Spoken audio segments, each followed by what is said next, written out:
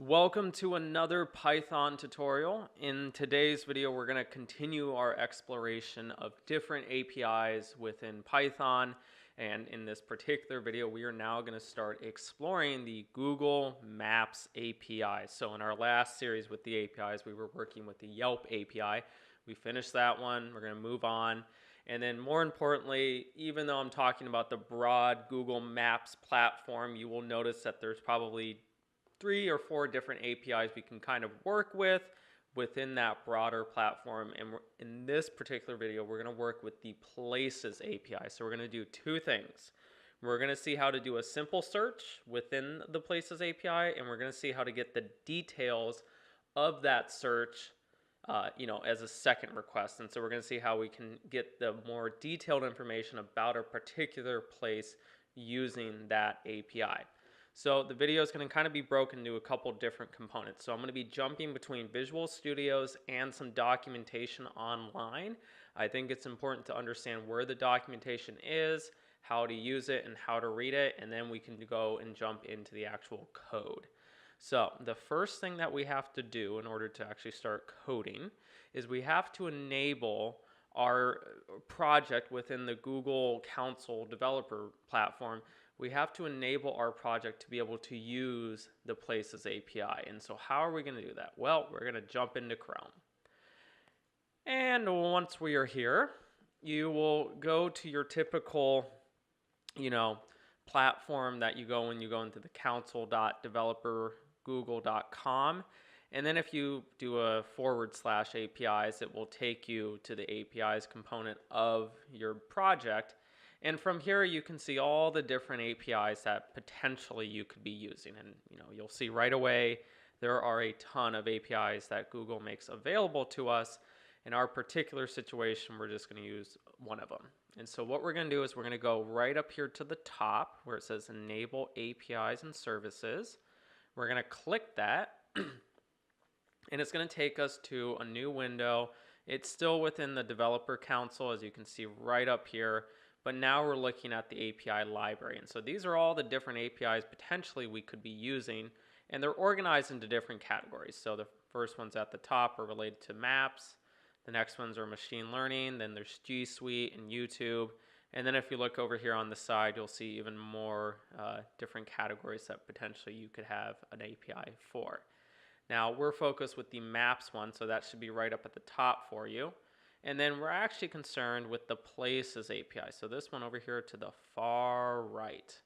So when we click it, you will come to a new window. And if you look right over here, well, where mine says manage, but if you don't actually have it enabled, it will say, do you want to enable it? You just click that button and it will enable it for you. And then after that, you just need to go get your API key and then, take it and make sure that you put it into your script. So very basic at this point, nothing too, hopefully complicated.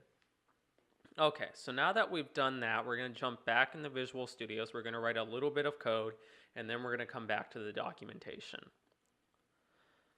Okay, so the first thing that you're going to want to do before you actually start writing the code is you're going to want to you want to install a couple libraries. And so the first one, we're going to do pip install, and it will be Google Maps. And so this is the actual library that Google has built for the Python program language, where we can just import this library and then we can do a lot of different queries and requests just using the library. So it's really nice. It makes our code very conveniently written, where it's nice and condensed, and we don't have to write a lot of code. We can just do a couple lines of code and we can start making requests. So they did a lot of the heavy lifting for us.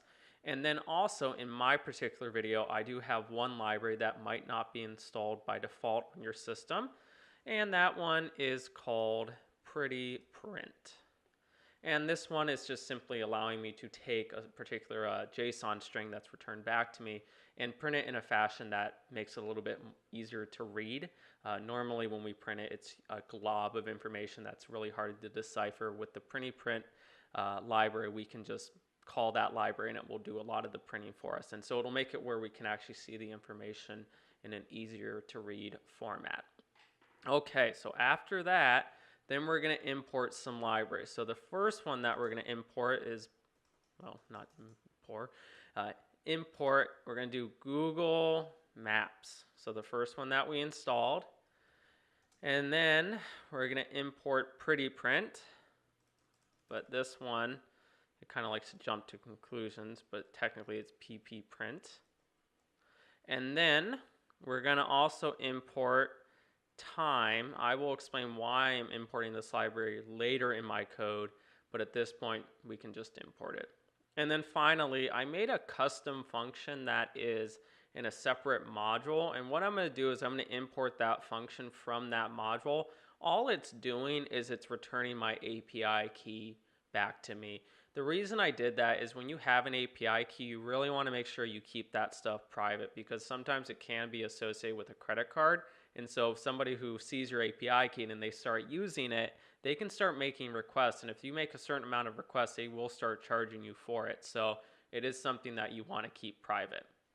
And what we're going to do is we're going to say Google Maps, and then there's API key. And then I want to import the get my key function. So this is again just a function that will return my API key to me. And then the first thing that we're going to do is we're going to define our API key. And what I'm going to do is I'm going to create a variable called API key and set it equal to my get my key function. And now it's stored in that variable. And then after that, we need to define our client. And with our client, we are now going to have a gateway where we can make requests and then have information sent back to us. So really, this is kind of the main gate in order to actually go and interact with the Google Maps platform. And so this is how we're going to go and make our requests, and then anything that is sent back to us is going to go through this client. Okay, so we're going to define our client. And I'm just going to call it Gmaps, Google Maps for short, and then it's going to be Google Maps, and then it's going to be client.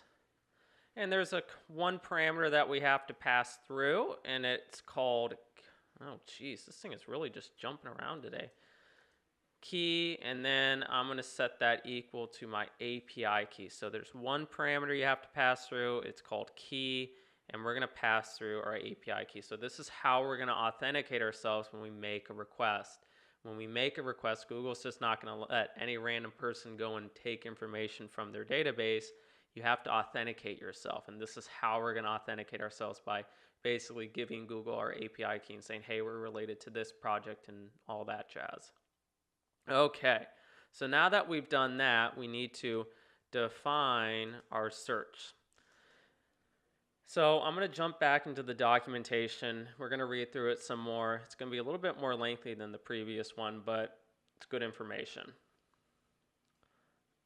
Okay, so you've enabled your API. Let's actually jump to the documentation. I already have it open, but if you go to developers.google.com/places web service intro, it will take you to the overview of this particular API. And so you can see right up here, it's called Places API.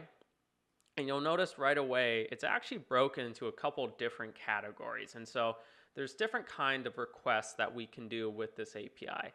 We can do some search requests. So there's different ways we can search for businesses. And then if we want, we can take the businesses or places that are sent back to us, and we can get more detailed information about those businesses by using the places detail. So this gives us more detailed information. We can also get photos, and then also we can do some things called autocomplete, where we can again search for different places and then query that information as well. Now in our example, we're concerned more with the places search, so you would just click this and then it will take you to this page. And so this is the place search. And then within the place search, there's multiple ways that we can actually search for a place. You'll see right over here at the side where it says contents, it's broken into the different ways we can search. And so there's a nearby search, there is a text search, and then a find place, if I remember correctly. Yes. Yes, okay. Now in our example, we want to do a nearby search, and so it's right down here, so you just have to scroll down a little bit. And then it will break it into different sections. So it will break it out in, first of all, how the output you want it, so the information that's sent back to you, in what format do you want it sent. You have either JSON or XML. Now they recommend JSON. I use JSON, so in this video we're going to do JSON, but you can do XML if you so choose. And then there's the required parameters. So these are the parameters that you have to pass through in order to make a request. And then you have the optional parameters. If you look at the required parameters, there's an API key. Well, that's taken care of by our client. There's a location, which is just a latitude and a longitude. So this is the actual place where you want to do this search. And then once you've determined that location, you can specify the radius. And the radius basically says, well, how far out do you want us to look when you're doing this particular search? And then finally, there is a parameter called rank by. And what they're saying here is if you actually set this parameter and you do the option that is not default, so if you choose it as distance, then there's other parameters that you have to set. And so they're saying that you either have to use a keyword, name, or type along with this rank by parameter if you choose distance. Okay. And then we have our optional parameters. So these are the parameters that you don't have to pass through, but they make your query a little bit more precise, or they have the information sent back a certain way. There's a keyword parameter. So this is a term to be matched against all the content that Google has indexed for this place, including but not limited to name, type, and address, as well as customer reviews and third-party content. There's language. So this is just simply what language do you want the information sent back to you. What language do you want the information sent back to you in? And then you have a list of the supported languages. So if you go to this page, it will list all the languages that you can use. We have a minimum price or a maximum price. So for here, we can kind of restrict our results, and we can say, hey, we want really affordable ones. So if you pass through a 0, it will give you the most affordable options. And then you can go up to 4. So if you pass through a 4 as an integer, it will send back only the most expensive places. You have a name and then a keyword. You have an open now, so this is just a Boolean value that you can pass through if you only want the places to be open currently when you're doing this request. Keep in mind, if you're doing a search that is in a different time zone, it might mess it up a little bit, so just keep that in mind. And then rank by, this is just how you want your results to be ordered, basically. And then there's 2 ways that you can rank it. You can do prominence, this is the default one, and then there's distance. And so that was kind of the one I mentioned right up here. So if you choose distance, then you have to do a keyword, name, or type.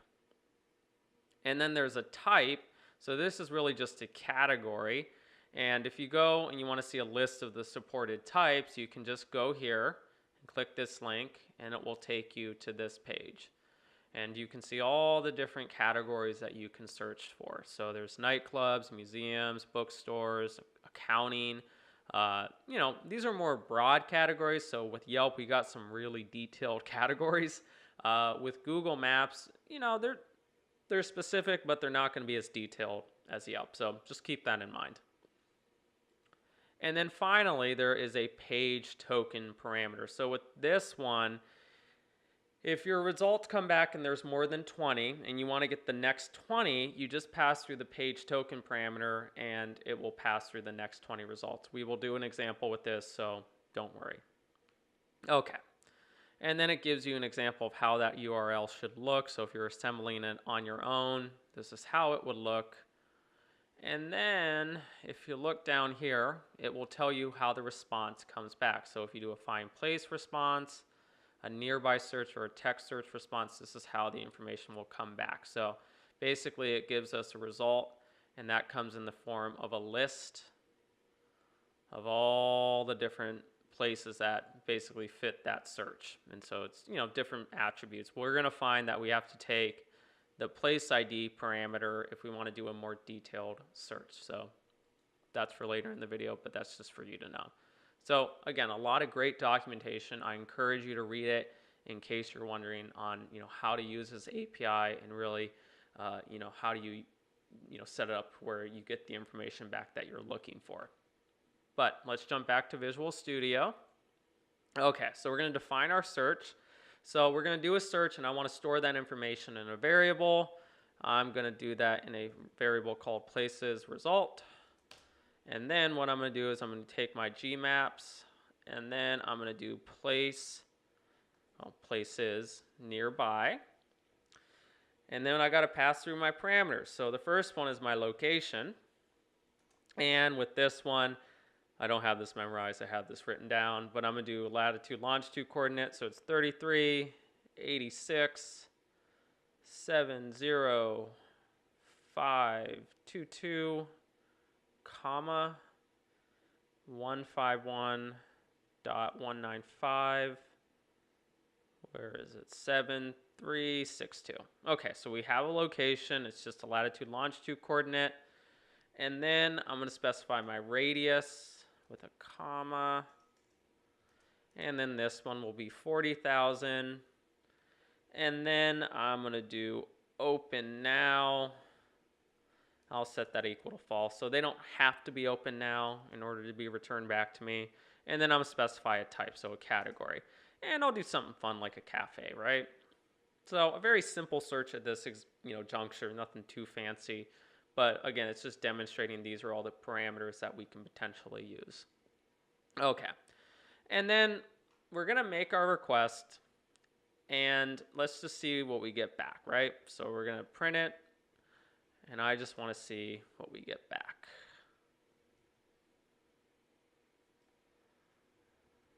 Okay. And then if I run it, cool, right? So a lot of good information. So you can see there's a geometry, it just gives you some coordinates, an icon, ID, name, some photos, ratings, reference, and then some types of what category it falls under. So, decent amount of information.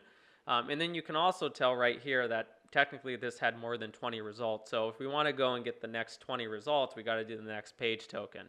So if we want to do that, we can do it.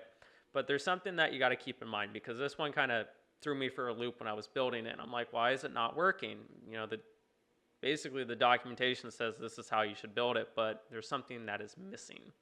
So what I'm going to do is I'm going to do another request, but this time I'm going to use the next page token, right? And so I'm going to do gmaps.places nearby. And as you can tell, it's still literally the same request. We're just using the next page token. Now in this example, I'm going to set the page token parameter. And what I'm going to do is I'm going to take my old results, and now this is technically a dictionary object. So all I need to do is just pass through the key, and it will return the next page token. Well, the key that I want to pass through is called next page token. So it's next underscore page underscore token. And then I'm just going to close off that string. And if I make this request right now, you're going to see something. And I think it's important to see because it's a little bit misleading. Ah, that's fun. So API error, invalid request. What is going on? This seems to be working correctly, right? We must have done something wrong. You didn't do anything wrong. So when you make that next page token request, you actually need to pause your script for like 2 to 3 seconds. The reason why is that next page token technically isn't in Google Maps server yet. And so when you're trying to go and make that request, it's not seeing that token. So it's thinking that you're trying to make a request that doesn't technically exist. So you've got to give it time to make sure that token makes it into their servers. And that's why I imported this library. So with this library, we can just pause our script for like 2 or 3 seconds. And then when we make this next request, it will work fine. So what I'm going to do is I'm going to add a new comment. I'm going to say, pause the script for, 3 seconds. And then I'll say get the next 20 results. And then I want to print out those next 20 results, right? So I'm just going to take this one and then I'll copy it. Perfect. All right, let's run it now after I actually put it in. Jumped ahead a little bit there.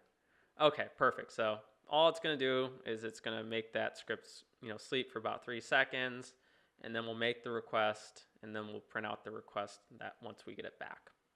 So let's run it.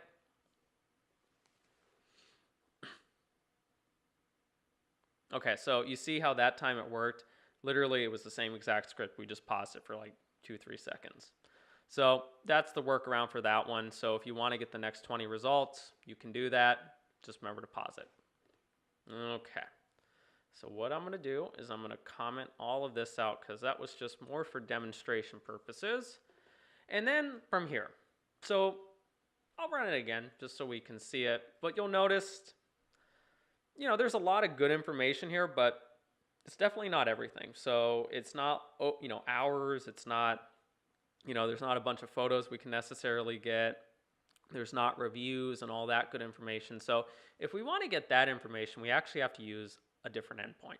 We have to use the places details endpoint. And with that one, what we're going to do is we're going to basically loop through each of the places that is returned in our results, and we're going to go get their ID, and then we're going to make another request using that ID with the places details API. And then with that one, it'll return back the more detailed information. So I'm going to jump back into the documentation. We'll read over it a little bit, and then I'm also going to show you something on GitHub. Okay. So if you want to go to places details, you would just go back here, and then you would do places details. So this is the main page, and it will take you to this page. And again, it's laid out pretty much identical. It tells you the required parameters, how you can specify the output, and then the optional parameters as well. And then they have this little section about fields. We'll get into that. And then also it will tell you how it will be sent back to you. Okay. So obviously we need an API key, and then obviously we need a place ID, because if we don't have that information, we can't make a request. And then we have some additional information. One is languages. So this is, again, how do you want the information sent back to you, in which language? Then there's a region code. So this is just, from what at least I can tell, it seems like you can do a search within a particular region. I don't know really why you would need to do that if you're using the ID, but maybe it might have multiple ones or something like that. So I wasn't really sure of kind of how to use this one. Then there's a session token. This is more for billing purposes. I'm not going to go over it because we're not using it in this example. And then we have fields. So with fields, there's a lot of information that can get sent back to us. We can limit the information that is sent back to us by using the field parameter. And all we're going to do is we pass through a list, and we basically specify which fields of information we actually want to see for each business. And they're broken into 3 categories. There's basic, contact, and then atmosphere. These ones are free. I think these ones are paid up to until a certain point, or they're free up until a certain point, and then you start getting charged. And then these ones are always charged. And so just keep that in mind. If you start passing through all the fields at once, you will technically be charged for some of those. And then some of them are only free up until a certain number of requests. Now, in our example, we're just going to keep it simple and keep it to the basic fields. But you can get more detailed information like price level, rating, review, international phone number, opening hours, website, formatted phone numbers. It is kind of interesting because if you just do a basic place search, you will notice that it gives you some of this information already for free. So yeah, go for it, right? But in this example, we're just going to do the basic ones. And then it shows you an example of how that URL will work. And then also this is the response that we'll get. So probably one of the cooler things is you get this like broken down address that it's just really detailed. I mean, really, really detailed. And then you can get reviews. You can get, where is it? Do they not have photos in this one? No. Well, you can get photos back too, so keep that in mind as well. But a lot of good information. So that's just seeing how that documentation is laid out.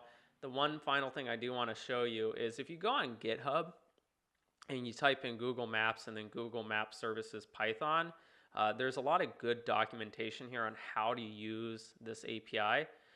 And for example, if you actually go to Places PY, you will find basically all the different requests that we can use, the input parameters, the responses, and then just really how they're building their code. So it's just good insight for you to kind of see like, hey, if I'm getting an error, am I just putting it in wrong? And maybe there's something in the code that they wrote for us that gives us direction on maybe what we were doing wrong. I will say this, you just got to keep in mind, some of this has not been updated recently. So for example, if you go down here, places radar no longer works. And so that technically, it will, you can still use it, but it's not going to actually return anything. So it's just going to basically be a faulty call. So, just keep that in mind. I'll make sure to put the links for, all this documentation and then, the GitHub information in the description of the video. But I did want to show it to you guys in the video. All right. So with that being said, let's move on to the next section. So let's go and get the details for each individual place in our result set. So we're going to loop through each place in the results. So we're going to do a for loop, and we're going to say for place in places result, and then I want the results. And then from there, what I'm going to do is I'm going to define my place ID, and I'm going to call it my place ID equals place. Again, it's still a dictionary, it's just a nested dictionary. And then we're going to do a place ID. And then we're going to define our fields. So these are the fields of information that I actually want sent back to me. So define the fields we want sent back to us. All right, my fields equals simply a list. I want the name. I don't want the website. I think that's a paid for one. Formatted. Phone number. And then I want the type, so the category. Okay, and then I'm going to make another request. Make a request for the details. And then we're going to store that in a variable. We'll call it place details. That's going to equal gmaps and then place. And then the parameters that we have to pass through is the place ID. Well, that is just simply my place ID. And then we need the fields, and that's simply equal to my fields. And then when I make that request, I want to print it. So print the results. And then we're going to do pretty print. Actually, we'll just do a regular one. We'll just do that because I don't think it's going to be a lot of information, so it should just come out fine. Okay. So yeah, that's pretty much everything. Not a lot of stuff. We're just, again, defining a place ID. We're defining some fields. We're making a request, and then we're just printing it. And we're all doing this inside of a loop. So it's basically looping through the results, and then it's getting each place. It's getting each ID from that place, and then it's making a request. So if I run this,